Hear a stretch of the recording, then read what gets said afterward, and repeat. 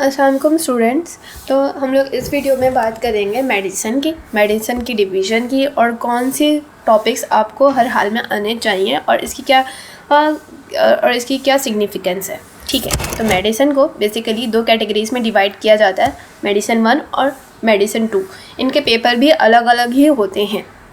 Medicine 1 में हमारे पास infectious diseases, GIT, respiratory, CVS, nutrition, fluid and electrolyte और जेनेटिक्स, ये सारे टॉपिक्स इंक्लूड होते हैं। अब हम 1 बाय 1 अलग से इनमें कौन से टॉपिक्स हैं जो आपको हर हाल में आने चाहिए वो देखेंगे। पहले हम मेडिसिन 1 कि ये टॉपिक्स हैं और मेडिसिन 2 में endocrine, blood, neurology, rheumatology, nephrology, psychiatry, dermatology, poisoning के टॉपिक्स आते हैं। अब हम मेडिसिन 1 के टॉपिक्स की बात कर लेते हैं। मेडिसिन 1 में आपने अपने चेकलिस्ट में ये सारे टॉपिक्स लाजमी रखने, ये सारे टॉपिक्स आपको हर हाल में आने चाहिए। ठीक है, वैसे तो बहुत सारे टॉपिक्स हैं वास्ट मेजॉरिटी के, लेकिन इन शॉर्ट आपको ये वाले टॉपिक्स हर हाल में आने चाहिए। इन्फेक्शस डिजीज़ को हम लोग 3 कैटेगरीज में डिवाइड करते हैं, मेनली वायरल, बैक्टीरियल, फंगल और प्रोटोजोअल। ठीक है, जब मैं इसकी वीडियोस बनाऊंगी तो फिर मैं आपको पर्टिकुलरली बताऊंगी कि अलग अलग तरीके से। ठीक है, तो इन्फेक्शस डिजीज़ में मीज़ल्स, मम, वेरिसोला जोस्टर में हमारे पास shingles and chicken pox virus, infectious mononucleosis, dengue, staphylococcal infections, typhoid, clostridium difficile, malaria, most importantly kala azar, pyogenic liver abscess, amoebic liver abscess and the hydrated liver disease. ये आपको infectious disease में हर हाल में ये topics आने चाहिए। ठीक है, उसके अलावा GIT में functional dyspepsia not only theory point of view से इम्पॉर्टेंट है बल्कि क्लिनिकल पॉइंट ऑफ व्यू से भी बहुत इंपॉर्टेंट है। ईकेलेजिया, गर्ड, बैरेड इसोफिकस, गैस्ट्राइटिस, पेप्टिक अल्सर डिजीज़ भी बहुत इंपॉर्टेंट है। अगर ये आपसे क्लिनिकल उसमें थ्योरी में नहीं आएगा तो ये आपको क्लिनिकल में लाजमी आएगा। मे बी इसकी आपको ऑस्की स्टेशन में हिस्ट्री लेनी हो या कोई और हमारे पास, लेकिन लास्ट में आएगा इसका स्टेशन पेप्टिक अल्सर डिजीज़ का। अपर GI bleeding upper and lower, तो ऐसे तो दोनों ही आनी चाहिए, लेकिन अगर मोस्ट इंपॉर्टेंटली बात की जाए तो अपर GI ब्लीडिंग बहुत इंपॉर्टेंट है। इन्फ्लेमेटरी बोवल डिजीज़ में ulcerative colitis and Crohn's disease, cirrhosis. GI में अगर सिरोसिस ना किया तो समझो कुछ ना किया, ये हाल है। सिरोसिस बहुत इंपॉर्टेंट है और इसकी complications SIT, portal hypertension, hepatic encephalopathy, ये तो ऐसा टॉपिक है कि आपको GI में कुछ आता हो या ना आता हो, ये टॉपिक आपको लाजमी आना चाहिए। और viral hepatitis A, B, C, D। Respiratory में एस्थमा, COPD, TB ना, सिर्फ पल्मोनरी TB मत कीजिएगा। कभी कभार जो है ना एक्सटर्नल वगैरह जब आते हैं हमारे पास तो वह एक्स्ट्रा पल्मोनरी TB को भी चाह रहे होते हैं कि आप उसको भी डिफ़ाइन करें। एक्स्ट्रा पल्मोनरी TB में क्या क्या कौन कौन से हमारे ऑर्गन्स इन्वॉल्व होते हैं, तो वो ये भी पूछते हैं। नमूनिया, lung carcinoma, pneumothorax and pleural effusion.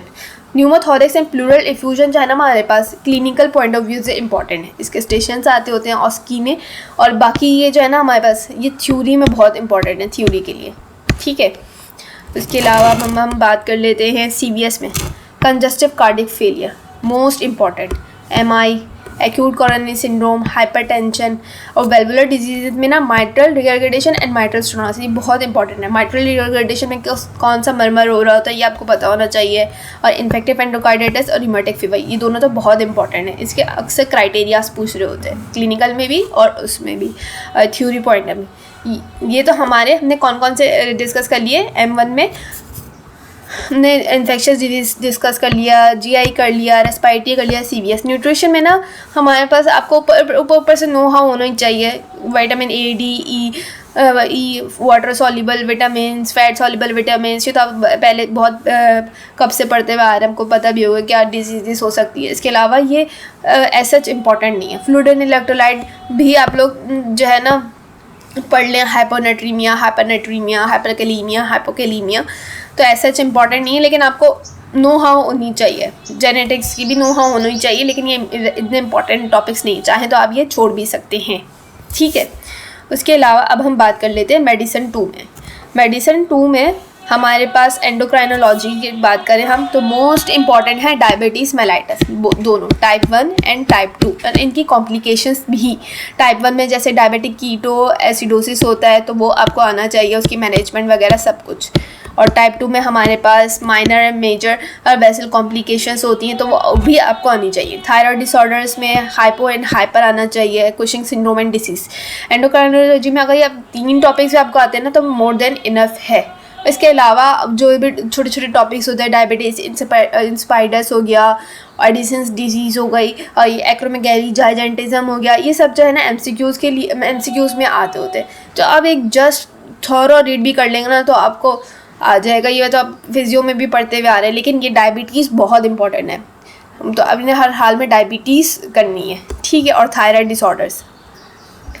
Blood haematology में बात करें तो most important iron deficiency anaemia, macrocytic anaemia और थैलेसीमिया, ये तीनों बहुत इंपॉर्टेंट हैं, ठीक है। उसके अलावा अगर आप लोग करना चाहें तो लीकीमिया, लिम्फोमा कर सकते हैं, लेकिन जो है ना मोस्ट इंपॉर्टेंट ये टॉपिक्स हैं। नेफ्रोलॉजी में नेफ्रोटिक सिंड्रोम, नेफ्राइटिक सिंड्रोम आना चाहिए, इन दोनों के डिफरेंसेस आने चाहिए, और डायबिटिक नेफ्रोपैथी। न्यूरोलॉजी जो कि बच्चों को बहुत मुश्किल लगता है, I will try my best to make videos on neurology. Neurology में स्ट्रोक, सेरेब्रोवास्कुलर एक्सीडेंट आना चाहिए, Bell's palsy, facial nerve palsy जो होती है वो आनी चाहिए, Guillain Barre syndrome, GBS, meningitis, epilepsy, multiple sclerosis, ये टॉपिक्स आपको मस्ट आने चाहिए। और हेडेक को ना आप रीड कर लिएगा, एक्चुअली में इसकी कभी कभी ना वो कॉजेज सिनेरियो बन के आ जाता है एमसीक्यूज़ में कि इसका सिनेरियो टेंशन टाइप हेडेक का, इनकी टाइप्स का सिनेरियो हो जाता है। तो मोस्ट इंपॉर्टेंटली थ्योरी के पॉइंट ऑफ व्यू से, theory and clinical point of view से ये वाले टॉपिक्स जो है ना इंपॉर्टेंट हैं। रिमोटोलॉजी में ऑस्टियोआर्थराइटिस, रिमोटॉइड आर्थराइटिस, अक्सर इनका डिफरेंसेस आते हैं, पूछे जाते हैं क्लिनिकल में क्या डिफरेंसेस हैं। गाउट, एसएलई तो बहुत इंपॉर्टेंट है, बेसिकली मल्टी सिस्टम डिसऑर्डर है, इसका डायग्नोस्टिक क्राइटेरिया अक्सर पूछते हैं कुछ। एसएलई रिमोटोलॉजी में ना एसएलई जो है ना बहुत इंपॉर्टेंट है, ठीक है। इसके अलावा सिस्टमिक स्क्लेरोसिस, ये सारे टॉपिक्स ना अपने अपने में रखने हैं, ये हर हाल में आपने करने ही करने हैं अपने मेडिसिन 1 में और मेडिसिन 2 में। साइकेट्री में एंजाइटी, डिप्रेशन, स्किज़ोफ्रेनिया, अगर आपने ये तीनों टॉपिक्स कर लिए ना तो मोर देन इनफ है साइकेट्री में। डर्मेटोलॉजी में स्केबीज और एटोपिक डर्मेटाइटिस और सोरियासिस, ये तीनों टॉपिक्स ऐसे हैं आपको हर हाल में डर्मेटोलॉजी में आने चाहिए। उसके अलावा आर्टिकेरिया एंड एक्जिमा, ये वो टॉपिक्स हैं जो आपने अपनी चेकलिस्ट में रखने कि आपने M1 में और M2 में ये वाले टॉपिक्स हर हाल में कवर करने, वरना तो इतना सिलेबस है मेडिसिन का कि आपका ये कवर करना मुश्किल हो जाएगा, क्योंकि आपको मेडिसिन के साथ surgery, gynaecology and obstetrics, paediatrics, ये सब टॉपिक्स को साथ लेकर चलना होता है। तो बेहतर है कि आप बहुत वास्ट कंटेंट पढ़ने के बजाय आप उन टॉपिक्स में फोकस करें जो बहुत इंपॉर्टेंट हैं, जो हर हाल में आएंगे ही आएंगे। और जो है ना अनलेस अब टाइम है तो आप दूसरे टॉपिक्स भी देख लें, अच्छी बात है, लेकिन मेन फोकस आपका जो है ना इन्हीं टॉपिक्स में होना चाहिए, ठीक है। That's it.